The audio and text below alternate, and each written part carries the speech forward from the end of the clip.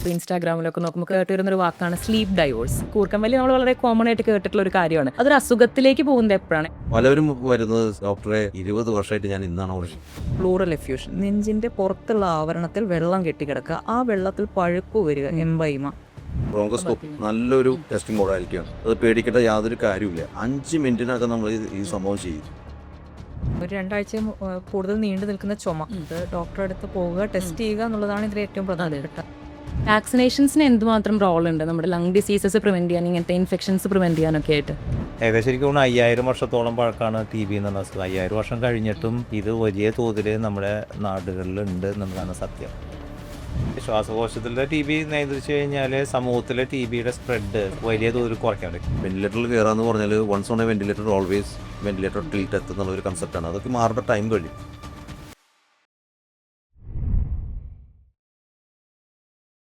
ഇപ്പം യുവാക്കളുടെ ഇടയിൽ കൂടുതൽ കേട്ട് വരുന്ന, നമ്മൾ ഇൻസ്റ്റാഗ്രാമിലൊക്കെ നോക്കുമ്പോൾ കേട്ട് വരുന്നൊരു വാക്കാണ് സ്ലീപ്പ് ഡൈവേഴ്സ്. ഇപ്പോൾ സ്ലീപ്പ് ഡൈവേഴ്സ് എന്ന് വെച്ചാൽ ചിലപ്പോൾ ഒരു പാർട്ട്ണറുടെ സിവിയർ ആയിട്ടുള്ള ഒരു കൂർക്കം വലി, അല്ലെങ്കിൽ അവരുടെ ഉറക്കത്തിലുണ്ടാവുന്ന ആ ഫ്രാഗ്മെൻറ്റേഷൻ ബുദ്ധിമുട്ടുകൾ കാരണം മറ്റു പാർട്ട്ണറിനെ അത് എഫക്റ്റ് ചെയ്ത് അവർ സ്പ്ലിറ്റായി കിടന്നു തുടങ്ങുന്ന ഒരവസ്ഥ. എന്താണ് ശരിക്കും നമ്മൾ കൂർക്കം വലി നമ്മൾ വളരെ കോമൺ ആയിട്ട് കേട്ടിട്ടുള്ള ഒരു കാര്യമാണ്. അതൊരു അസുഖത്തിലേക്ക് പോകുന്നത് എപ്പോഴാണ് അതൊരു ശരിക്കും ഒരു ഡിസീസിന്റെ ഭാഗമായിട്ട് മാറുന്നത്? ഈ കൂർക്കം വലി വളരെ അൺറെക്കഗ്നൈസ്ഡ് ആയി. കൂർക്കം വലിച്ചുറങ്ങുക എന്ന് പറഞ്ഞാൽ വളരെ സുഖമായിട്ട് ഓരോ എന്നാണ് കണക്കത്ത്. പക്ഷെ അതൊരിക്കലും അങ്ങനെ എടുക്കരുത്. കൂർക്കം വലിയിൽ എല്ലാ കൂർക്കം വലി അപകടകരമായിരിക്കും എന്നല്ല പറയുന്നത്. ചില ആളുകളിൽ ചില കൂർക്കം വലി വളരെ അപകടകരമായ സിറ്റുവേഷനിലേക്കായിരിക്കും പോകുന്നത്. ഫോർ എക്സാമ്പിൾ, അതിനാണ് നമ്മൾ ഒബ്സ്ട്രക്റ്റീവ് സ്ലീപ്പ് ഏപ്നിയ എന്ന് പറയുന്നത്. ഈ ഒബ്സ്ട്രക്റ്റീവ് സ്ലീപ്പ് ഏപ്നിയ എന്ന് പറഞ്ഞാൽ ഈ കൂർക്കം വലി കൊണ്ട് ശ്വാസതടസ്സം നേരിട്ട് ശരീരത്തിൽ ഓക്സിജൻ കുറഞ്ഞു പോകുന്ന അവസ്ഥ പല സമയത്തായി ഉറക്കത്തിനിടയിൽ സംഭവിക്കുക. അങ്ങനെ സംഭവിച്ചു കഴിഞ്ഞാൽ അത് ശരീരത്തിലെ എല്ലാ അവയവങ്ങളെയും ബാധിക്കും. For example, sudden death in sleep അതുവരെ ഉണ്ടാകാം. പക്ഷേ കാർഡിയക് ഇവൻസ്, സ്ട്രോക്ക്, കിഡ്നി, പിന്നെ ഇതേ ഈ ഉറക്കത്തിൽ ഇത്രയും സംഭവങ്ങൾ ഉണ്ടാവും. ഇതുകൊണ്ട് തന്നെ ഇവരുടെ ബ്രെയിൻ ശരിക്കും പറഞ്ഞാൽ ഉറങ്ങുന്നില്ല.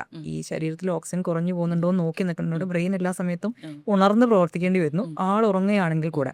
അവർക്ക് ആ സ്ലീപ്പിന്റെ ഒരു ഗുണം കിട്ടുന്നില്ല. അപ്പോൾ പകല് വളരെ ഡ്രൗസിയായി വളരെ ക്ഷീണം അനുഭവിക്കുക. അപ്പോൾ പകലുള്ള ക്ഷീണമായിരിക്കും ഇതിൻ്റെ ഒരു ലക്ഷണം. രാത്രി കൂർക്കം വലി, പകൽ ക്ഷീണം. ഇങ്ങനത്തെ ആൾക്കാർ ചിലപ്പോൾ ഡ്രൈവിംഗിൽ ആക്സിഡൻസ് ഉണ്ടാക്കാം. ഫോർ എക്സാമ്പിൾ, ആ ഒരു കോൺസെൻട്രേറ്റ് ചെയ്തിരിക്കുന്ന അവസ്ഥയിൽ ഉറങ്ങിപ്പോകാം. അപ്പോൾ ആക്സിഡൻസ് സംഭവിക്കുന്ന സിറ്റുവേഷനിൽ ശരിക്കും ഇതുകൂടെ മെഡിക്കൽ പരിശോധനയിൽ ചെയ്യേണ്ടതാണ്. നമ്മുടെ നാട്ടിൽ അതൊരു നിയമമല്ല. തടിയന്മാർക്ക് ഇവിടെ ത്രോട്ടില് ദശ കൂടിയ ആൾക്കാർക്ക് നമുക്ക് എന്തെങ്കിലും ഒരു സ്ലീപ്പ് സ്റ്റഡി ചെയ്യേണ്ടതാണ്. എനിക്ക് തോന്നുന്നു രാത്രിയിലെ ആക്സിഡന്റിലെ ഒരു വലിയൊരു ഒരു പങ്ക് സ്ലീപ്പ് അപ്നിയ. ഓയിലും ഇതേപോലെ ആക്സിഡന്റിലേക്ക് പോകാം. ഇത് കണ്ടുപിടിക്കാൻ വളരെ ലളിതമായ ടെസ്റ്റുകളുണ്ട്. വീട്ടിൽ വെച്ച് തന്നെ സ്ലീപ്പ് സ്റ്റഡി ചെയ്യാം. അല്ലെങ്കിൽ കുറച്ച് കോംപ്ലിക്കേറ്റഡ് ആയ കൂടുതൽ വിവരങ്ങൾ അറിയണമെങ്കിൽ ഹോസ്പിറ്റലിൽ വെച്ച് ഡീറ്റെയിൽ ആയി സ്ലീപ്പിന്റെ സമയത്ത് എന്തൊക്കെ പാരാമീറ്റർ, ലെവൽ 1 പോളിസോംനോഗ്രാഫി, അത് പല ഹോസ്പിറ്റൽസിനും അവൈലബിൾ ആണ്. എന്തൊക്കെയാണ് അതിൽ മാറ്റങ്ങൾ, തലച്ചോറിൽ, ശ്വസനത്തിൽ, ഹാർട്ട് റേറ്റിൽ, ECG, അതേപോലെ ശരീരത്തിലെ ചലനങ്ങളിലെല്ലാം മാറ്റങ്ങൾ കണ്ടുപിടിക്കാൻ നമുക്ക് വളരെ ഓക്സിജന്റെ അളവ്, കാർബൺ ഡയോക്സൈഡ് ലെവൽസ് എല്ലാം കണ്ടുപിടിക്കാൻ പറ്റും. അതിനനുസരിച്ച് അതിന്റെ ട്രീറ്റ്മെന്റ്, പ്രധാനമായും ഈ സ്ലീപ്പ് ഡിസീസസ് എപ്പോഴും അമിതവണ്ണമായിട്ട് ബന്ധപ്പെട്ടതായതുകൊണ്ട് വെയിറ്റ് റിഡക്ഷൻ ആയിരിക്കാം. പക്ഷേ അതല്ലാതെ സിഗ്നിഫിക്കൻ്റ് ആയ സ്ലീപ്പ് ഏപ്നിയ ഉണ്ടെങ്കിൽ നമ്മൾ CPAP മെഷീൻ, നിങ്ങളത് കേട്ടിട്ടുണ്ടാവും ആൾക്കാർ. എനിക്ക് തോന്നുന്നു ഇപ്പോൾ പരിചിതമാണ്. CPAP, BiPAP മെഷീൻ വെച്ചിട്ട് ഈ അവസ്ഥ ഓവർകം ചെയ്യാൻ വളരെ എളുപ്പത്തിൽ പറ്റും. പക്ഷേ ഇത് കണ്ടുപിടിക്കുന്നത് വളരെ കുറവാണ്. മിക്കവാറും ഒരു സിമ്പിൾ, എല്ലാവരും ഒരു പാത്തോളജിക്കൽ സ്നോറിങ് വരുമ്പോൾ അത് ഒരു സിമ്പിൾ സ്നോറിംഗ് ആയിട്ട് കണക്കാക്കാം. അതാണ് ഈ പ്രശ്നം. അത് ശരിക്കും പറഞ്ഞാൽ ഒരു എപ്പിനിക് ഇവന്റ്സ് കോ സ്ലീപ്പർ കാണുകയാണെങ്കിൽ, അതായത് കൂർക്കം വലിക്കുക, കൂർക്കം വലി നിൽക്കുക, സ്റ്റാറ്റിക് ആവും, അതിനാണ് നമ്മൾ എപ്പിനിയ എന്ന് പറയുന്നത്. അപ്പോൾ അത് കാണുന്നുണ്ടെങ്കിൽ അതിന്റെ അർത്ഥം ആ സമയത്ത് ഓക്സിജൻ കുറയുന്നുണ്ടാവും. അവരാരും മെഷർ ചെയ്തില്ല. അപ്പോൾ വീട്ടിൽ കിടന്നു ഓപ്ഷൻ കുറയുന്നുണ്ടോ? അത് നമ്മുടെ ബ്രെയിനെ ഒരു സബ് കോൺഷ്യസ് മൈൻഡിൽ എഴുതിപ്പിക്കുകയും ചെയ്യും. എനിക്ക് തോന്നുന്നു ഒരു ജെർക്ക് പോലെ കാണിക്കും. വീണ്ടും കുറുക്ക വലിയ ഈ ഒരു സീക്വൻസ് ആണ് നമ്മൾ ഡോക്ടർ ലിഷ പറഞ്ഞ പോളിസോമോഗ്രാമിൽ നമ്മൾ കണ്ടുപിടിക്കുന്നത്. അത് AHI, അപ്നിയ ഹൈപ്പോപ്നിയ ഇൻഡെക്സ്, ആ ഇൻഡെക്സ് എത്രയുണ്ടോ അതിനനുസരിച്ച് നമ്മൾ ട്രീറ്റ്മെന്റ് കൊടുക്കുന്നു. 5 വരെ 0 to 5 നമ്മൾ നോർമലാണ്. പലർക്കും 1 മണിക്കൂറിൽ ഉണ്ടാവുന്ന ഈ ഞാൻ പറഞ്ഞ സീക്വൻസ് ഉണ്ടായേക്കാം. പക്ഷെ അത് കൂടി വരുന്നത് എബവ് 30 എന്നൊക്കെ പറഞ്ഞാൽ സിവിയർ കാറ്റഗറിയാണ്. നമ്മൾ ഉടനെ ചികിത്സിച്ചില്ലെങ്കിൽ ഒരു അറ്റാക്കോ സ്ട്രോക്കോ ഡ്രൈവിംഗ് ചെയ്യുമ്പോൾ ആക്സിഡന്റുകളോ ഇതൊക്കെ ഉണ്ടാവാനുള്ള സാധ്യത വളരെ കൂടി വരും. ഭയങ്കര റിസ്ക് ഫാക്ടറാണ് ശരിക്കും പറയുന്നത്. അത് ഞാൻ പറഞ്ഞാൽ ഒരു BMI മോർ ദാൻ 30 അല്ലെങ്കിൽ ഒരു നല്ലൊരു തടിമാര് ഇത് സിമ്പിൾ സ്റ്റോറിംഗ് ആയിട്ട് കണക്കാക്കാണ്ട് ഉടനെ വന്ന് ഒരു ദിവസം രാത്രി ഹോസ്പിറ്റലിൽ ഈ പോളിസോപ്രഗ്രാമുള്ള ലെവൽ 1 സ്റ്റഡിയുള്ള ഹോസ്പിറ്റലിൽ പോവുകയാണെങ്കിൽ ഒരു രാത്രി കൊണ്ട് ഈ അസുഖം കണ്ടുപിടിക്കാവുന്ന പിറ്റേ ദിവസം അതിന് അനുസരിച്ചുള്ള weight reduction, life style modification, ആൾക്കോൾ ഒഴിവാക്കുക, ഈ സെഡേറ്റീവ്സ് ഒന്നും ഒക്കെ വരാൻ വേണ്ടിയിട്ട് കഴിക്കുന്ന മരുന്നുകളൊക്കെ ഒഴിവാക്കിയിട്ട് നമ്മൾ ഈ പറഞ്ഞ പോസിറ്റീവ് എയർ പ്രഷർ കൊടുക്കുകയാണെങ്കിൽ പലരും വരുന്നത് ഡോക്ടറെ 20 വർഷമായിട്ട് ഞാൻ ഇന്നാണ് ഓടിച്ചത്. കാരണം അത്രയും ഫ്രഷ് ആയിരിക്കും അവർ മോർണിംഗിൽ എഴുതും. അല്ലെങ്കിൽ ഈ വോയിസ് പേഷ്യൻസിനെല്ലാം തലവേദന, വീണ്ടും ഉറങ്ങി പോവുക, കോൺസെൻട്രേറ്റ് ചെയ്യാൻ പറ്റില്ല. പലരും ജോലി പോയവരുണ്ട് ദുബായിലല്ല കുറേ ഇടയ്ക്ക്. അവരെല്ലാം നാട്ടിൽ വന്നിട്ട് സ്ലീപ്പ് സ്റ്റഡി ചെയ്യുമ്പോൾ ഇവരുടെ പ്രശ്നം ബേസിക്കലി സ്ലീപ്പ് അപ്നിയാസാണ്. ഇത് അതുമല്ല, നമ്മൾ അപ്പോഴും ഇതിൻ്റെ ഒരു എന്താ പറയുക അണ്ടർ ഡയഗ്നോസിസ് ഏരിയയിലാണ് നമ്മൾ നിൽക്കുന്നത്. പലരും ഇത് കോംപ്ലിക്കേഷൻ വന്നിട്ടേ നമ്മൾ നോക്കുമ്പോഴാണ് ഇതായിരുന്നു കോസ് എന്ന് മനസ്സിലാവുന്നത്. ഒരു എറിത്മിയ കാർഡിയക് റേറ്റ് മാറ്റം വരെ ഉറങ്ങുമ്പോൾ, അല്ലെങ്കിൽ സഡൻ ഡെത്ത്, അല്ലെങ്കിൽ അറ്റാക്ക്, സ്ട്രോക്ക്, ഇങ്ങനെയൊക്കെ വന്നിട്ട് നമ്മൾ ഒരു സ്ലീപ്പ് സ്റ്റഡി ചെയ്യണമെങ്കിൽ വലിയ അർത്ഥമില്ല. ഞാൻ പറയുകയാണെങ്കിൽ അവർ നേരെ തടി കുറയ്ക്കാൻ നോക്കിയാൽ മതി. പക്ഷേ ഇങ്ങനെ ഒരു സംഭവം പ്രിവെന്റ് ചെയ്യാൻ നമുക്ക് ഒരു ഓട്ടോ സിപാപ്പ് അല്ലെങ്കിൽ ബൈപാപ്പ് മെഷീനോട് സാധിക്കും ശരിക്കും. പലപ്പോഴും സ്ലീപ്പ് ഏപ്നിയ കുറെ കാലം റെക്കഗ്നൈസ് ചെയ്യാതെ പോയി, ശരീരത്തിൽ ഓക്സിജൻ കുറവ് പല സമയത്ത് ഉണ്ടായി. അതിന്റെ ഒരു റിയാക്റ്റീവ് ഇതായിട്ട് കോളിസൈത്തീമിയ, ശരീരത്തിൽ ഹീമോഗ്ലോബിൻ കൂടുന്ന ഒരു അവസ്ഥയിലെത്തി. അതിന്റെ കോംപ്ലിക്കേഷനും കൂടി ആയിട്ടാണ് ചിലപ്പോൾ ആൾക്കാർ ബാക്കിലേക്ക് പോയി ഡയഗ്നോസ് ചെയ്യേണ്ടി വരുന്ന ഒരു അവസ്ഥയാണ്. പലപ്പോഴും ഇതുപോലെ യങ് ആയിട്ടുള്ള, നമുക്ക് ഒരുപാട് യങ് ആൾക്കാരിലെ ഹൈപ്പർ ടെൻഷൻ, BP കൂടുതലായിട്ട് പല മരുന്നുകളോട് റെസ്പോണ്ട് ചെയ്യാത്ത ഹൈപ്പർ ടെൻഷൻ ആയിട്ടും യങ് ഡയബറ്റിസ് ആയിട്ടും അങ്ങനെ കാണുന്നവരിലും അപ്പോൾ ഇതൊരു കാരണമായിരിക്കും അല്ലേ? തീർച്ചയായിട്ടും. ഞാനൊരു സ്റ്റഡി ചെയ്തതിൽ ഇവിടെ കാർഡിയക് ഫെയിലിയർ റേറ്റ് വരുന്നവരിൽ പകുതി പേർക്ക് ഈ സ്ലീപ്പ് അപ്നിയാസ് ഉണ്ട്. അതുപോലെ തന്നെ ഈ പ്രഷറിന്റെ ഗുളിക, ബ്ലഡ് പ്രഷറിന് ഉപയോഗിക്കുന്ന മരുന്നുകൾ 1 2 കഴിച്ചിട്ടും പിന്നീടായി 3-ലധികം ഉണ്ടെങ്കിൽ നിർബന്ധമായിട്ടും സ്റ്റഡി ചെയ്ത് നോക്കണം. പിന്നെ അത് മാത്രമല്ല, തടിയുള്ള ആളുകളിൽ വരാൻ സാധ്യതയുണ്ടെങ്കിലും ചില ആളുകൾ മെലിഞ്ഞ ശരീരപ്രകൃതിക്കാർക്കും ചിലർക്ക് ഈ മാക്സിലോ മാൻഡിബുലാർ ഒരു ഡിഫോമിറ്റി ഒക്കെ ഉള്ളവർക്കും, പിന്നെ ഈ ടങ്ക് വലിയ തൈറോയ്ഡ് ഉള്ളവർക്ക് കാണാറുണ്ടോ? വ്യക്തമായ ലക്ഷണം ഉണ്ടെങ്കിൽ നമ്മൾ പോളിസോണോഗ്രാഫി പോലെയുള്ള രാത്രി ഉറക്കുന്നതിന്റെ പരിശോധനകൾ ചെയ്യുന്നത് തന്നെയാണ് അതിനുള്ള പോംവഴി. ഇത്രയും നേരത്തെ ഒരു കോംപ്ലിക്കേഷൻ വരുന്നതിന് മുമ്പ് അത് പലരും പബ്ലിക് ഇപ്പോഴും അവെയർ അല്ലാന്ന് എനിക്ക് സ്ലീപ്പ് അപ്നിയാസിനോട്. അതെ. ആസ് എ പൾമനോളജിസ്റ്റ് നമുക്കറിയാം, പൾമനോളജിസ്റ്റിൽ നമുക്ക് ഒഴിച്ചുകൂടാൻ പറ്റാത്തൊരു ഭാഗമാണ് ഇൻഫെക്ഷൻസ് അല്ലേ? അപ്പം അതിൽ ന്യൂമോണിയകളുണ്ട്, TB ഉണ്ട്, ഫംഗൽ ഇൻഫെക്ഷൻസ് ഉണ്ട്, അങ്ങനെ ഒരുപാട് ഇൻഫെക്ഷനുമായിട്ട് നമ്മുടെ പൾമനോളജി എപ്പോഴും ഇന്റർ കണക്റ്റഡ് ആണ്. അപ്പോൾ എങ്ങനെയാണ് ഇൻഫെക്ഷൻസിൽ, ഇപ്പോൾ നമുക്ക് എങ്ങനെയാണല്ലോ അങ്ങനെ വരുന്ന ഇൻഫെക്ഷൻസ് ഏതൊക്കെ തരങ്ങളിലുണ്ട്, അതെന്തൊക്കെ ടൈപ്പായിട്ട് വരാം, എന്തൊക്കെ ഓർഗാനിസംസ് അതിൽ ഇൻവോൾവ് ആവാം, എങ്ങനെയാണ് ലങ് ഇൻഫെക്ഷൻസിന് നമുക്ക് പറയാം? പൾമനോളജിസ്റ്റിന് പൂർണ്ണമായും ചികിത്സിച്ച് മാറ്റാൻ പറ്റുന്ന ഒരു ഇതാണ് ന്യൂമോണിയ ഇൻഫെക്ഷൻസ് എന്ന് പറയുന്നത്. അതിൽ പല സ്റ്റേജസിലും പല അവസ്ഥയിലും നമുക്ക് ആ രോഗികളെ കാണാൻ പറ്റും. ഫോർ എക്സാമ്പിൾ, ഒരു സിമ്പിൾ ന്യൂമോണിയ ആണെങ്കിൽ സാധാരണ ഒരു ചുമയോ കഫക്കെട്ടോ, കഫത്തിൽ മഞ്ഞ കളറും, ശ്വാസം എടുക്കുമ്പോൾ വേദന, പിന്നെ ശ്വാസ തടസ്സം, പിന്നെ ഒരു പനി വിട്ടുമാറാതിരിക്കുക. ആദ്യം ഒരു കഫക്കെട്ടിൻ്റെ ഒരു 3-4 ദിവസം കഴിഞ്ഞാൽ ഇങ്ങനത്തെ സിംറ്റംസ് പെർസിസ്റ്റ് ചെയ്യുകയാണെങ്കിൽ ഒരു എക്സ്റേ എടുത്താൽ മാത്രമേ ന്യൂമോണിയ നമുക്ക് കണ്ടുപിടിക്കാൻ പറ്റൂ. അപ്പോൾ എക്സ്റേ എടുത്തു കഴിഞ്ഞാൽ ന്യൂമോണിയ കാണാം. ഒരു കമ്മ്യൂണിറ്റി അക്വയർഡ് ന്യൂമോണിയ സാധാരണ ഒരു ആൻറ്റിബയോട്ടിക്, ഒരു 5 days ആൻറ്റിബയോട്ടിക് കോഴ്സ് കൊണ്ട് മാറ്റാവുന്നേ ഉള്ളൂ. പക്ഷെ ചില ആൾക്കാരിൽ ന്യൂമോണിയ വളരെയധികം കോംപ്ലിക്കേഷൻസിൽ പോകുന്നത് കാണാറുണ്ട്.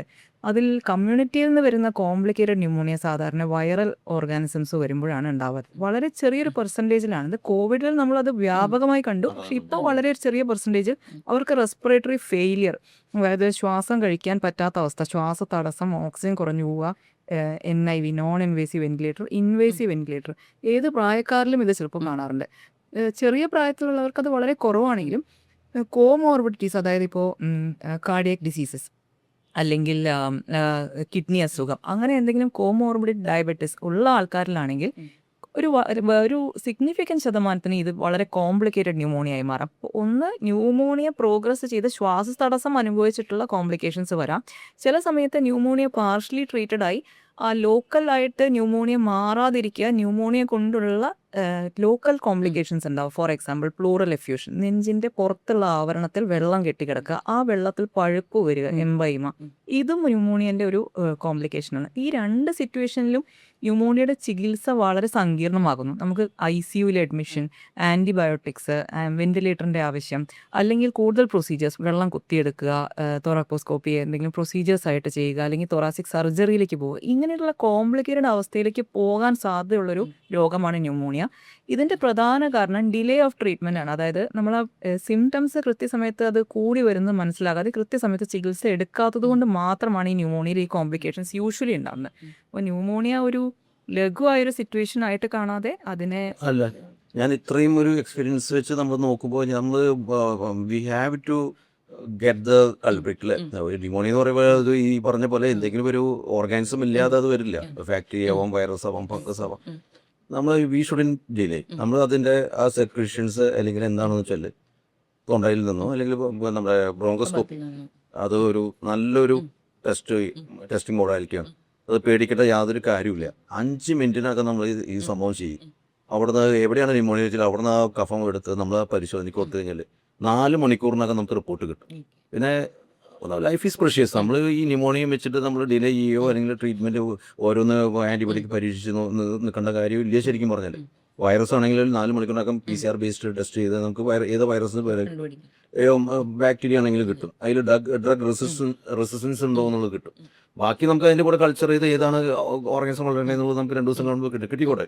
പക്ഷേ 4 മണിക്കൂറിനകം നമ്മൾ അല്ലേ വളരെ നല്ലൊരു ടെസ്റ്റാണ് നമ്മൾ ബ്രോങ്കോസ്കോപ്പി കൂടെ ലവാജ് എടുത്ത് അല്ലെങ്കിൽ അതിൻ്റെ സെക്രീഷൻസ് ബേസ്ഡ് ടെസ്റ്റുകളുണ്ട്. നമ്മൾ കൾച്ചറിനുള്ള അത്രയും കൾച്ചർ നമ്മൾ കൊടുക്കുമെങ്കിൽ അത്രയും സമയം വെയിറ്റ് ചെയ്യാതെ ഗുരുതരമായ രോഗിയാണെങ്കിൽ വിത്തിൻ 2 hours നമുക്ക് ഡിസിഷനിലേക്ക് എത്താൻ പറ്റും. എസ്പെഷ്യലി ഐസിയു രോഗികൾക്കാണെങ്കിലും അതെ വളരെ സഹായകമാണ്. ഒരു കാര്യം അതിനകത്ത് ചിലപ്പോൾ ബാക്ടീരിയ ആയിരിക്കില്ല. അപ്പോൾ പലപ്പോഴും നമ്മൾ പേഷ്യൻ്റ് വളരെ സിക്കാണ്, സീരിയസ് ആകുമ്പം വലിയ ആൻറ്റിബയോട്ടിക് തുടങ്ങിയിട്ടുണ്ടാവും.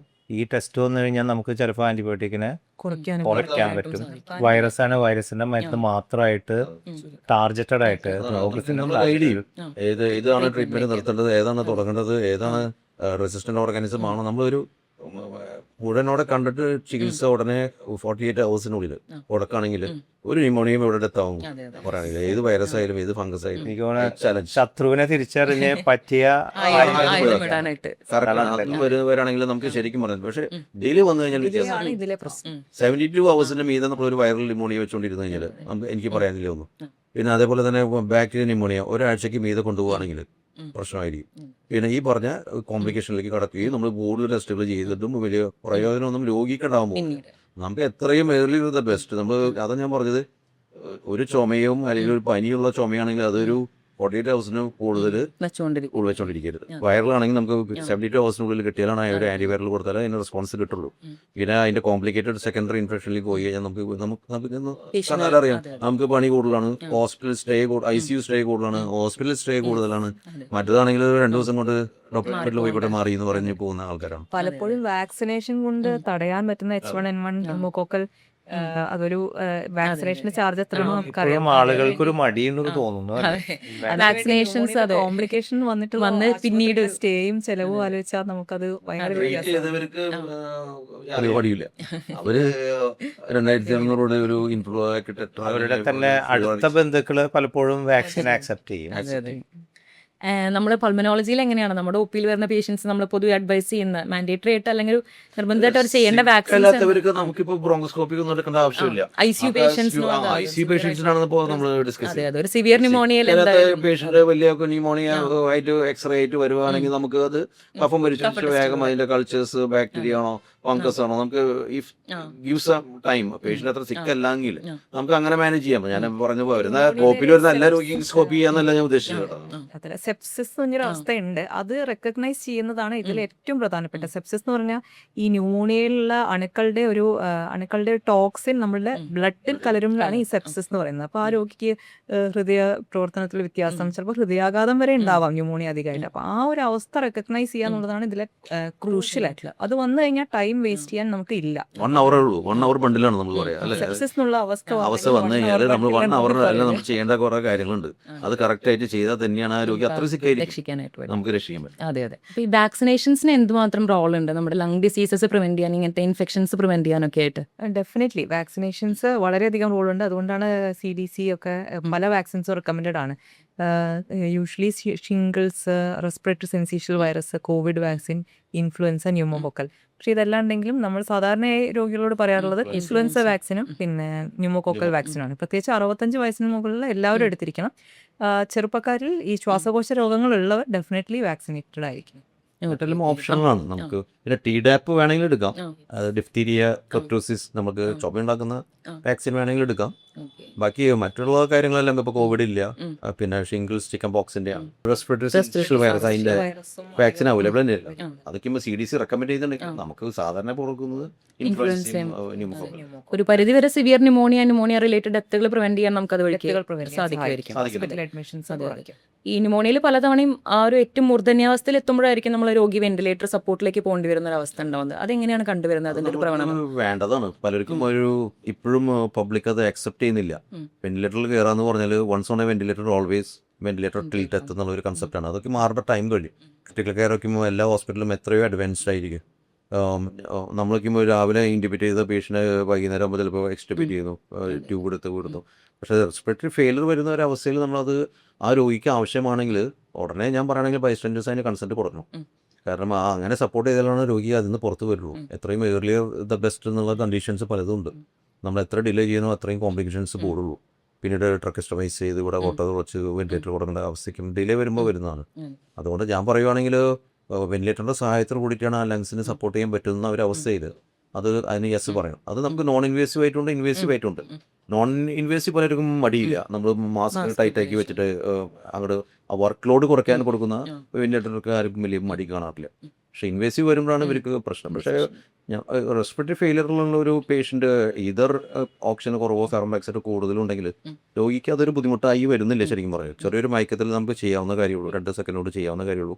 അത് ചെയ്ത് കഴിഞ്ഞാൽ നമ്മൾ വെന്റിലേറ്റർ സപ്പോർട്ട് കൊടുക്കുമ്പോൾ ഒരു റെസ്റ്റ് കൊടുക്കുക. പ്രൈമറി കണ്ടീഷൻ അണ്ടർ കൺട്രോൾ വരുന്നവരെ ആ വർക്ക് ലോഡിനും ആ ബ്രീത്തിങ്ങിനും ഒക്കെ ഒരു സപ്പോർട്ട് കൊടുക്കുന്നതാണ് ശരിക്കും പറഞ്ഞാൽ വെന്റിലേറ്റർ ചെയ്യുന്നത്. അപ്പോൾ ഒരു ന്യൂമോണിയ ആണെങ്കിൽ ഒരു 3-4 ദിവസം അത് കൊടുത്തു കഴിഞ്ഞാൽ ആൻറ്റിബയോട്ടിക്സ് എല്ലാം കൊടുക്കുമ്പോൾ അതിൻ്റെ ഇമ്പ്രൂവ്മെൻറ്റ് അതൊക്കെ സപ്പോർട്ട്സ് കുറച്ച് വന്നിട്ട് നമുക്ക് ഇത് എക്സ്റ്റിബേറ്റ് ചെയ്യൽ വളരെ അതിൻ്റെ വീനിങ് ക്രൈറ്റീരിയ എല്ലാം ഉണ്ട്. അതൊക്കെ വെച്ച് നോക്കിയിട്ട് ഔട്ടാക്കാവുന്ന ഒരു കണ്ടീഷനാണ്. അതേപോലെ നമ്മൾ മരണത്തിന് തൊട്ട് മുമ്പ് ഇൻറ്റുബേറ്റ് ചെയ്യുന്ന ആ ഒരു അവസ്ഥ മാറിയിരിക്കുന്നു. ഇപ്പോൾ ചെയ്യുന്ന എല്ലാം ഇൻറ്റുബേഷൻ എല്ലാം ഒരു 90% എക്സ്റ്റുബേഷൻ ലെവലിലേക്ക് വരുന്ന ഇൻറ്റുബേഷൻ ആണ്. അത് ആ സമയത്ത് റെസ്പിറേറ്ററി ഫെയിലിയറിന് വേണമെന്നുണ്ടെങ്കിൽ നമ്മൾ ചെയ്തിരിക്കണം. അതില്ലാതെ നമുക്ക് ഒരു പ്രൈമറി ട്രീറ്റ്മെൻറ്റ് കൊടുക്കാനുള്ള ഒരു സമയം നമുക്ക് കിട്ടുന്നില്ല. എനിക്ക് തോന്നുന്നു ഭൂരിഭാഗം രോഗികൾ വെന്റിലേറ്ററിൽ നിന്ന് രക്ഷപ്പെട്ട് വെന്റിലേറ്റർ ഓഫ് ചെയ്യാൻ പറ്റാറുണ്ട്. വളരെ കുറച്ച് ശതമാനം പേര് മാത്രമേ വെന്റിലേറ്റർ ഉപയോഗിച്ചിട്ട് പോകും. അത് അത്രയും വിറുലൻ്റ് ഓർഗാനിസം. അവർ ഡിലേ ഇൻ ഡയഗ്നോസിസ് അല്ലെങ്കിൽ ഡിലേ ആയിട്ട് ഹോസ്പിറ്റലിൽ വരുന്നു, ICUയിൽ കയറുന്നു.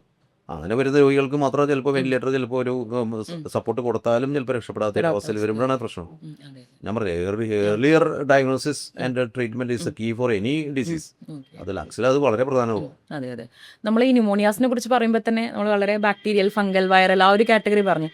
അതിൽ മിസ് ചെയ്ത് കൂടാൻ പറ്റാത്ത ഒന്നാണല്ലേ ട്യൂബർക്ലോസിസ്. നമ്മൾ എസ്പെഷ്യലി പൾമനോളജിയിൽ ട്യൂബർക്ലോസിന്റെ പ്രാധാന്യം ഇപ്പോഴും വളരെ സ്ട്രോങ് ആണ്. അപ്പം ഈ TB അല്ലെങ്കിൽ ക്ഷയരോഗം എന്ന് പറയുന്നത് നമുക്ക് ലങ്സിനെ മാത്രമല്ല, നമുക്കറിയാം എല്ലാ അവയവങ്ങളിലും ബോഡിയിൽ ബാധിക്കാവുന്ന ഒരു അസുഖമാണ്. TBയുടെ ഒരു ഇൻസിഡൻസും കാര്യങ്ങളും ഇപ്പം എങ്ങനെയാണ്? ക്ഷയരോഗം എനിക്ക് തോന്നുന്നത് മനുഷ്യോൽപത്തി മുതലേ ഉണ്ട്. കാരണം പ്രാചീന പഠനങ്ങൾ ഇപ്പോൾ നമ്മൾ ഈജിപ്ഷ്യൻ മമ്മീസിനൊക്കെ പഠിക്കുമ്പോൾ അവർക്ക് TB ഉണ്ടായിരുന്നു എന്നാണ് കാണുന്നത്. ഏകദേശം എനിക്ക് തോന്നുന്നു 5000 വർഷത്തോളം പഴക്കമാണ് TB എന്നുള്ള അസുഖം. 5000 വർഷം കഴിഞ്ഞിട്ടും ഇത് വലിയ തോതിൽ നമ്മുടെ നാടുകളിൽ ഉണ്ട് എന്നുള്ളതാണ് സത്യം. ഗവൺമെൻറ് പക്ഷേ വലിയ തോതിൽ ഇതിനെതിരെ കൺട്രോൾ ചെയ്തിട്ടുണ്ട്. പ്രത്യേകിച്ച് national TB elimination program, CBA ഇന്ത്യയിൽ നിന്ന് പുറത്ത് ചാടിക്കുക എന്ന പ്രോഗ്രാമിൻ്റെ ഭാഗമായിട്ട് വലിയ തോതിൽ ചികിത്സകൾ വന്നിട്ടുണ്ട്. TB സാധാരണയായിട്ട് ലങ്സിനെയാണ് കൂടുതലും ബാധിക്കുക. പക്ഷേ ഒരു അവയവവും TBയിൽ നിന്ന് TB ബാധിക്കാത്തതായിട്ടില്ല. എവിടെ വേണമെങ്കിലും വരാം. ബ്രെയിനിലൊക്കെ വരുന്നത് കൂടുതൽ അപകടകാരിയാണ്. പക്ഷെ കോമൺ ആയിട്ട് നമ്മുടെ ശ്വാസകോശത്തിൽ തന്നെയാണ് കണ്ടുവരുന്നത്. ഈ കഫം ടെസ്റ്റ് ചെയ്യുന്ന വഴിക്ക് പൊതുവെ നമുക്കറിയാലോ, ഇപ്പൊ നമ്മൾ ഹെൽത്ത് സെന്റേഴ്സിലും എല്ലായിടത്തും നമുക്ക് കഫത്തിന്റെ ടെസ്റ്റുകൾ ഇപ്പൊ ഫ്രീ അവൈലബിൾ ആണ്. അത് കഴിഞ്ഞ് റിപ്പോർട്ട് കിട്ടിയാൽ പോസിറ്റീവ് ആണെങ്കിൽ ട്രീറ്റ്മെന്റ് കൊടുത്തു കഴിഞ്ഞാൽ 6 മാസം കൊണ്ട് പൂർണ്ണമായിട്ട് തിരിച്ചു വരും. അതിനിടയിൽ വേണമെങ്കിൽ ഫോളോ അപ്പ് ചെയ്യാം, കണ്ടന്റ് ടെസ്റ്റ് ചെയ്യാം, എന്തെങ്കിലും സൈഡ് എഫക്ട് ഡ്രഗ്സ് ഉണ്ടാക്കുന്നുണ്ടോ. ഇതിന്റെ ഒരു പ്രത്യേകത നമ്മുടെ ഗവൺമെന്റ് പ്രോഗ്രാം, സപ്പോർട്ടഡ് പ്രോഗ്രാം വെച്ച് തന്നെ ഹെൽത്ത് സെന്ററുകളിലും ജില്ലാ TB സെന്ററുകളിലും പ്രൈവറ്റ് ആശുപത്രികളിലും നമ്മുടെ ആശുപത്രികളിലെല്ലാം കഫം കൊടുത്തിട്ട് അതിനകത്ത് CBNAT ടെസ്റ്റ് എന്ന് പറഞ്ഞ ടെസ്റ്റ് ഉണ്ട്. ആണ് ഗവൺമെന്റ് സെറ്റപ്പിൽ ഓൾമോസ്റ്റ് സെയിം ടെസ്റ്റ് തന്നെ. അത് ഏകദേശം നമുക്ക് അധികം സമയം വേണ്ട, വിത്തിൻ 1 ഡേ തന്നെ നമുക്ക് റിസൾട്ട് കിട്ടി ട്രീറ്റ്മെന്റ് സ്റ്റാർട്ട് ചെയ്യാം. ഇനി ചില കേസിൽ കഫം ഉണ്ടാകുന്നില്ല അല്ലെങ്കിൽ കഫത്തിലൊന്നും മനസ്സിലാകുന്നില്ലെങ്കിൽ എക്സ്റേയോ സ്കാനിങ്ങുകളോ ചെയ്ത് എവിടെയാണ് രോഗബാധ എന്ന് ഐഡൻറ്റിഫൈ ചെയ്ത് ബ്രോങ്കോസ്കോപ്പ് പോലെയുള്ള ക്യാമറ സിസ്റ്റം ഘടിപ്പിച്ച് രോഗബാധിതമായ ഭാഗത്തു നിന്ന് കഫം സാമ്പിൾ എടുത്തു കഴിഞ്ഞാൽ തീർച്ചയായിട്ടും ഇത് കണ്ടുപിടിക്കാൻ ഇപ്പോൾ വളരെ എളുപ്പമാണ്. പണ്ട് കാലങ്ങളിൽ ഇത് ചെറിയ ബുദ്ധിമുട്ടുണ്ടായിരുന്നു. കഫം കിട്ടാത്ത ട്രീറ്റ്മെന്റ് വശം നോക്കുമ്പോൾ നമ്മളൊരു ആ, ആ, പണ്ടെല്ലാം കൺട്രോൾ ടി ബി എന്നുള്ളൊരു ഇതാണെങ്കിൽ ഇപ്പോൾ എൻഡ് ടി ബി എന്നുള്ളൊരു സ്ലോഗനിലേക്കാണ് നമ്മൾ പോകുന്നത് ബൈ 2035. അപ്പോൾ നമ്മൾ ഇതിൽ നോക്കുമ്പോൾ നമ്മൾ വളരെ അധികം മുന്നോട്ട് പോയിട്ടുണ്ട്. ഇതിൽ നമുക്കൊരു ചലഞ്ചായിട്ട് കാണുന്നത് 3 കാര്യങ്ങളാണ്. ഒന്ന്, ഈ ഡിലേ ട്രീറ്റ്മെൻറ്റ് വരുമ്പോൾ ഡ്രഗ് റെസിസ്റ്റൻസ്, നമ്മളാരെങ്കിലും മര്യാദയ്ക്ക് രോഗി ഗുളിക കഴിക്കാതെ വരുന്നു, അതിൻ്റെ കൂടെ പല അഡിക്ഷൻസ്, ആൽക്കഹോൾ അല്ലെങ്കിൽ സ്മോക്കിംഗ്, അതിൻ്റെ കൂടെ പല മോർബിഡിറ്റീസ്, ഡയബറ്റിക് അല്ലെങ്കിൽ HIV, ഇങ്ങനത്തെ കാര്യങ്ങളൊക്കെ വരുമ്പോഴാണ് അതൊരു ഡ്രഗ് റെസിസ്റ്റൻറ്റ് ട്യൂബർക്ലോസിസ് ഓർഗാനിസമായി മാറുന്നു. അപ്പോൾ അതൊരു ചലഞ്ചാണ് ഈ NTBക്ക്. പിന്നെ രണ്ടാമത്തെ കാര്യം നമ്മുടെ ഒരു ഈ നമ്മുടെ എക്സ്ട്രാ പൾമണറി, അത് നമ്മൾ ലങ്സിൽ പറഞ്ഞ പോലെ നമ്മൾ കഫം പരിശോധിച്ച് കഴിഞ്ഞാൽ കിട്ടുന്ന പോലെ മറ്റുള്ള അവയവങ്ങളിൽ, കിഡ്നിയിലോ അല്ലെങ്കിൽ ബ്ലാഡറിലോ അല്ലെങ്കിൽ വൻപൊടലിലോ അല്ലെങ്കിൽ ഹാർട്ട് കഴലകളായിട്ട് എക്സ്ട്രാ പൾമണറി അല്ലെങ്കിൽ ഫ്ലൂയിഡായിട്ട് വരുന്നത്, ഇതെല്ലാം കണ്ടുപിടിക്കാൻ കുറച്ചൊരു ഡയഗ്നോസിസ് കുറച്ച് ഡിഫിക്കൽട്ടാണ് ഡോക്ടേഴ്സിന്. അപ്പോൾ പക്ഷേ എന്നാലും ഇതൊരു ചലഞ്ചാണ് ശരിക്കും പറഞ്ഞാൽ. അതും കൂടി ഒഴിവാക്കിയിട്ട് വേണം നമുക്കൊരു TB എലിമിനേഷൻ പ്രോഗ്രാമിലേക്ക് കടക്കാൻ വേണ്ടി. ചിലപ്പോൾ അത് ക്യാൻസർ പോലത്തെ അസുഖങ്ങളായിട്ട് മിസ്ഡയഗ്നോസ് ചെയ്യപ്പെടാം. മിസ് ഡയഗ്നോസിസ് വരാറുണ്ട്. മാത്രമേ അത് ശരിക്കും ചിലപ്പോൾ ബയോപ്സി എടുക്കേണ്ടി വന്നേക്കും. അത് ഡിഫിക്കൽട്ട് ഓർഗാനിസ് ആയിരിക്കും. ചിലപ്പോൾ കാർഡിയാക്കിന്റെ കവറിംഗ് വഴി കാർഡിയത്തിലായിരിക്കും. ഒരു കാര്യം എന്താ വെച്ചാൽ ഇപ്പോൾ നമുക്ക് ലങ്സിനെ ബാധിക്കുന്ന TBയുടെ എണ്ണം അതൊക്കെ കുറഞ്ഞ് മറ്റു അവയവങ്ങളിലുള്ള TB ആണ് ഇപ്പോൾ കുറച്ചും കൂടെ. ഒബ്വിയസ്ലി നമുക്ക് ടെക്നോളജികളെല്ലാം ഡെവലപ്പ് ആയി, ഡയഗ്നോസ്റ്റിക് നമുക്ക് എക്യുപ്മെന്റ്സ് വളരെ കൂടി, ഏത് ഓർഗൻസ് എടുത്താലും. അപ്പോൾ അതുകൊണ്ട് നമുക്ക് കുറച്ചും കൂടി എക്സ്ട്രാ പൾമണറി ഒരു ഗുണം എന്താ വെച്ചാല് ശ്വാസകോശത്തിലെ TB നിയന്ത്രിച്ചു കഴിഞ്ഞാല് സമൂഹത്തിലെ TBയുടെ സ്പ്രെഡ് വലിയ തോതിൽ കുറയ്ക്കാൻ പറ്റും. കേരളം വളരെ മികച്ച രീതിയിലാണ് ഇപ്പോഴത്തെ റേറ്റിംഗ്. ഇന്ത്യയിൽ നോക്കുമ്പോൾ മുൻപന്തിയിലാണ് കേരളം TB നിയന്ത്രിക്കുന്ന കാര്യത്തില്. എല്ലാ ഡിപ്പാർട്ട്മെന്റുകളും എന്നും അഭിനന്ദിക്കുന്ന ഒരു കാര്യമാണത്. പിന്നെ പക്ഷെ ഇപ്പൊ നമ്മൾ ഫേസ് ചെയ്യുന്നത് ലേറ്റന്റ് TB എന്നുള്ള ഒന്നാമത്തെ ഞാൻ പറഞ്ഞു വന്നതാണ് ലേറ്റന്റ് ട്യൂബർക്ലോസിസ്. അത് ഈ നമുക്ക് അസുഖം കിട്ടിയിരിക്കാം, എസ്പെഷ്യലി ഹെൽത്ത് കെയർ വർക്കേഴ്സ്. പക്ഷെ അതൊരു ഡിസീസ് ആവണമെന്നില്ല. പക്ഷെ അതും കൂടി കൺട്രോൾ ചെയ്ത് നമ്മുടെ ഇമ്മ്യൂണിറ്റി എപ്പോൾ കുറയുന്നു അപ്പോൾ നമ്മൾ ഇത് ആക്റ്റീവ് ആവും. അതായത് നമ്മളുടെ TBയുടെ ബാക്ടീരിയ ശരീരത്തിലുണ്ട്, പക്ഷെ ഒരു ഉറങ്ങിക്കിടക്കുന്ന അവസ്ഥ അതിലായിട്ട് ഇരിക്കുന്നുണ്ടാവുക. ഇയാള് ഉറക്കത്തിൽ നിന്ന് ഉണരാനായിട്ടുള്ള കുറച്ച് കാരണങ്ങളുണ്ട്. നിങ്ങൾ ഡയബറ്റീസ് അല്ലെങ്കിൽ ഇമ്മ്യൂണിറ്റി ന്യൂട്രീഷൻ ഇഷ്യൂസ്. അപ്പൊ അത് വീണ്ടും അതൊരു ആക്റ്റീവ് TB ആയിട്ട് കൺവേർട്ട് വരും. അപ്പൊ ഇപ്പോഴത്തെ പ്രോഗ്രാമിൽ ഇതും കൂടെ അഡ്രസ് ചെയ്യുന്നതാണ് സത്യം. ഈ 3 കാര്യങ്ങളാണ് നമുക്ക് ചലഞ്ച് ആയിട്ട് നിൽക്കുന്നത്. Eliminating the TB. എലിമിനേഷൻ നമ്മൾ ഉദ്ദേശിക്കുന്നത് ഫുൾ TB ഇല്ലാണ്ടാക്കുന്നതല്ല. അതിൻ്റെ ഒരു ഡെഫിനേഷൻ ഉണ്ട്. 90% കുറവ്, മോർട്ടാലിറ്റി ഇല്ലാണ്ടിരിക്കുക, അങ്ങനത്തെ കുറച്ച് വെച്ചിട്ട് നോക്കുമ്പോൾ നമ്മളത് അച്ചീവ് ചെയ്യേണ്ടതാണ് ശരിക്കും. ഈ TBനെ പറ്റി നമുക്ക് എപ്പോഴും പണ്ട് തൊട്ടുള്ളൊരു പേടിയാണ് ഇതിൻ്റെ ഒരു പകർച്ചവ്യാധി അല്ലെങ്കിൽ ഒരാളിൽ നിന്ന് ഒരാളിലേക്ക് പകരാം എന്നുള്ളൊരു, എസ്പെഷ്യലി പൾമണറി ട്യൂബർക്ലോസിസ്. അപ്പം ഈ TB ട്രീറ്റ്മെൻറ്റ് എടുക്കുന്ന രോഗികളുടെ വീട്ടിലുള്ള ആൾക്കാർ, അവരുടെ വീട്ടിലെ കുട്ടികൾ, അവരുടെ വീട്ടിലെ പ്രായമായവർ, ഇവർക്കൊക്കെ ഇതുപോലൊരു അവർക്ക് ആ TB കോൺടാക്ട് എന്തായാലും വന്നിട്ടുണ്ടാവുമല്ലോ. ഡെഫിനറ്റ്ലി ഒരേ വീട്ടിൽ ഒരുമിച്ച് റൂം ഷെയർ ചെയ്യുമ്പോഴും വീട് ഷെയർ ചെയ്യുമ്പോഴും എന്തായാലും ഉണ്ടാവും. അപ്പം അവർക്ക് ഈ TB അസുഖം എല്ലാ ലക്ഷണവും വരുന്നതിന് മുന്നേ അവർക്കുണ്ടോയെന്ന് കണ്ടുപിടിക്കാനായിട്ട് ഇപ്പോൾ ടെസ്റ്റുകൾ ഉണ്ടല്ലോ. ഇപ്പൊ പ്രോഗ്രാമില് അത് ശരിക്കും അഡ്രസ് ചെയ്യുന്നുണ്ട്. ഈ ഡോക്ടർ ലിസ്റ്റ പറയുന്നത് സ്മിയർ പോസിറ്റീവ്, സ്പ്യൂട്ടം പോസിറ്റീവ് കേസുകളിൽ മാത്രമാണ് ഒരു പകരുന്ന രീതിയിൽ വരുന്നത്. എക്സ്ട്രാ പൾമണറിയോ അതൊന്നും പേടിക്കേണ്ട യാതൊരു കാര്യമില്ല. ഇൻ കേസ് ഇനിയിപ്പോ കഫത്തിൽ അണുക്കളുള്ള ഒരു TB വീട്ടിലെ ഒരു അംഗത്തിന് ഉണ്ടെന്ന് കരുതിക്കോളൂ. അപ്പോൾ ആളുമായി അടുത്ത് ഇടപഴകുന്ന ആളുകളിൽ TB വരാനുള്ള സാധ്യതയുണ്ട്. അപ്പോൾ അത് മുൻനിർത്തിക്കൊണ്ട് ഇപ്പോൾ എന്താ ചെയ്യുന്നത് വെച്ചാൽ അവർക്ക് ഇപ്പോൾ നിലവിൽ TB ഉണ്ടോ എന്നുള്ള ടെസ്റ്റുകൾ ഇപ്പോൾ സൗജന്യമായിട്ട് ചെയ്യുന്നുണ്ട്. അതുപോലെ തന്നെ കോണ്ടാക്ട്സിന്, അതുപോലെ തന്നെ അവർക്ക് TBയുടെ അണുക്കൾ എപ്പോഴെങ്കിലും ശരീരത്തിൽ കയറിയിട്ടുണ്ടോ എന്ന് അറിയാനുള്ള രക്തപരിശോധനകൾ ഇന്ന് ലഭ്യമാണ്. ഇനി അഥവാ അങ്ങനെ കയറിയിട്ടുണ്ടെങ്കിൽ അവർക്ക് TB ഇനി വരാതിരിക്കാനുള്ള ചികിത്സ, TB പ്രിവെൻറ്റീവ് ട്രീറ്റ്മെൻറ്റ് TPT, അതും ഇന്ന് നമ്മുടെ government program national TB elimination പ്രോഗ്രാമിൽ ലഭ്യമാണ്. വളരെ സ്ട്രോങ് ആയിട്ടുള്ള ഒരു TB പ്രോഗ്രാമിലാണ് നമ്മുടെ ഒരു ഗവൺമെന്റ് കൊണ്ടുപോയിക്കൊണ്ട്. പണ്ടത്തെ പോലെ ഇപ്പോൾ TBനെ നമ്മൾ അത്രയും ഒരു പേടിക്കേണ്ട ഒരു കണ്ടീഷൻ അല്ലാന്ന് തോന്നുന്നു. പക്ഷെ സ്റ്റിൽ നമ്മുടെ എന്താ എല്ലാ പ്രവർത്തനങ്ങളും ഏകീകരിച്ച് കാര്യക്ഷമമായി മുന്നോട്ട് പോകണം. കാരണം കുറച്ചും കൂടെ വർഷങ്ങൾ നമ്മളിങ്ങനെ പോയാലാണ് നമ്മുടെ സമൂഹത്തിൽ നിന്ന് പോയിന്റ് ഇമ്പോർട്ടന്റ് ആണ്. ഒരു 2 ആഴ്ച കൂടുതൽ നീണ്ടു നിൽക്കുന്ന ചുമ, അത് ഡോക്ടറെ അടുത്ത് പോവുക, ടെസ്റ്റ് ചെയ്യുക എന്നുള്ളതാണ് ഇതിലെ ഏറ്റവും പ്രധാനപ്പെട്ട വസ്തുത. ഏർലി ഡിറ്റക്ഷൻ എപ്പോഴും അതിന്റെ പ്രാധാന്യമുണ്ട്. ട്രീറ്റ്മെന്റ് ഫെയിലറിലേക്ക് പോകുന്ന അവസ്ഥ എന്ന് പറയുമ്പോൾ എന്തെങ്കിലും അവർക്ക് അഡിക്ഷൻ, എന്തെങ്കിലും ആൽക്കഹോൾ, ലിവർ ഡിസീസ്, അല്ലെങ്കിൽ റീനൽ ഇഷ്യൂസ്, അല്ലെങ്കിൽ ഡയബറ്റിക്, അതൊന്ന് കൺട്രോൾ ചെയ്യില്ല, അൺകൺട്രോൾ ഡയബറ്റീസ്, പിന്നെ HIV, ഇങ്ങനത്തെ കേസുകൾ കുറച്ച്. പിന്നെ ചിലർക്ക് തീരെ മരുന്ന് ടോളറേറ്റ് ചെയ്യാത്ത അവസ്ഥ, ഏത് മരുന്ന് കൊടുത്താലും അവർക്ക് അത് തീരെ ഇൻടോളറൻസ് ടു ഡ്രഗ്സ്. അങ്ങനെ ആകുമ്പോൾ പലപ്പോഴും നമ്മൾ എന്ത് കൊടുക്കും എന്നുള്ള കാര്യത്തില് ഒത്തിരി ബുദ്ധിമുട്ടാണ്. അങ്ങനെയുള്ളവരാണ് കുറച്ച് ഫെയിലിയറിലേക്ക് പോകുന്നതും ഡ്രഗ് റെസിസ്റ്റൻസ് ഡെവലപ്പ് ചെയ്യുന്നതും. അതിൽ നിന്ന് കിട്ടുന്ന ഇൻഫെക്ഷനാണ് ഒരു പ്രൈമറി റെസിസ്റ്റൻസ് ഉള്ള ഒരു സ്ട്രെയിൻ ആയിരിക്കും പിന്നെ കോണ്ടാക്ടിന് കിട്ടും. മരുന്നുകളോട് പ്രതികരിക്കാത്തൊരു TB യിലേക്ക് കടക്കുന്ന ഒരവസ്ഥ വരുന്നത്.